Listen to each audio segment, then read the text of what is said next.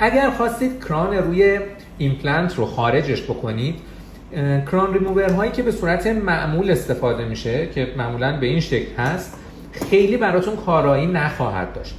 بهترین از فورسپس های مخصوصی استفاده کنید که برای خارج کردن کران سرهای لاستیکی داره که راحت میشه باهاش کران رو خارج کرد. اگر در دسترستون نبود میتونید یه دونه فورسپس رو که در دسترستون هست، فورسپس معمولی که توی مطب معمولا هست، انتخاب بکنید بسته به فک بالا و پایین.